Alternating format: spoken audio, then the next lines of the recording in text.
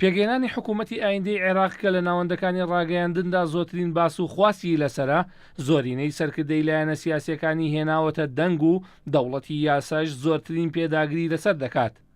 ئەگەر چی ناڕزایەکان دژ بە کاندیدکردنەوەی مالیشی تادێت زیاتر دەبێت، بەڵام دەوڵەتی یاسا سوورە لەسەر ئەوەی دانوستان لەسەر دوورخستنەوەی مالیشی نەکات.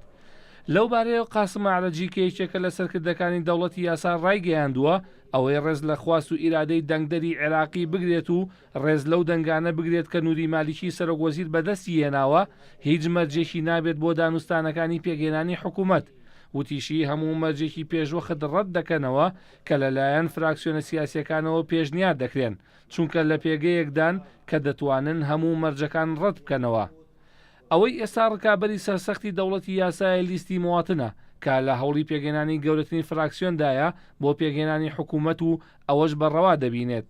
لەو بارەیەوە بەیان باقر جەبر سەرۆکی فراکسیۆنی مواتن ڕایگەیاند مالیشی ناتوانێت حکوومەتی براوەی یەکەم پێک بهێنێت، چونکە لە خولی ڕابردوودا دادگای فیدراڵی ئەوەی یەکلایی کردەوە کە گەورەترین فراکسیۆن لە پارلەماندا حکوومەت پێک دەێنێت نەک لیستی براوە. ئەوەش ئەو هەنگاوە بوو کە لە خولی پێشودا چانسی سەرکەوتنی دەوڵەتی یاسا و مالیکی مسۆگەر کرد و لەم ڕێچکەیەوە توانی بەربەلیستی عێراقیە بگرێت کە ئەیاد عەلاوی سەرۆکایەتی دەکرد. بەیانجەبر وتیشی مالیکی جارێکی تر ناچێتەوە بۆ دادگای فیدراڵی تا ڕاوبۆچوونی خۆی بگۆڕێت و بڵێت براوەی یەکەم دەبێت حکوومەت پێک بهێنێت. ئەگەر دادگای فیدراڵیش بڕیارەکەی خۆی گۆڕی، ئەوە ئابڕوچوون دەبێت بۆ دادوەری عێراقی.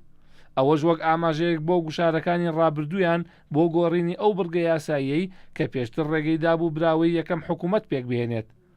پێدەچێت ئەمجارەیان بڕیارەکەی دادگای فیدراڵی کە پێشتر دەواازەکانی بۆ دەوڵەتی یاسا ئاوەڵا کرد، ئەمجارەیان دەستەوەستانی بکات بە تایبەتی کە کاندیدکردنەوەی مالیکی بووە بە گەورەترین بیانووی لایەنە شیعەکانی دیکە کە پەلوپۆی دەوڵەتی یاسای پێبشکێن و نێڵن لە کایی سیاسیدا جوڵی کاریگەری هەبێت، کە ئەمەش ڕەنگە هەروە بە ئاسانی نەکرێت و نەتوانرێت فراکسیۆنێکی گەورە دوور بخرێتەوە، بەڵام دەشێت ڕێگا بۆ پێگەێنانی حکوومەت لەسەر بنەمای هاوبەشی نیشتیمانی خۆش بکات پێچەوانی داواکاریەکانی دەوڵەتی یاسا بۆ پێگەێنانی حکوومەتی زۆرینەی سیاسی.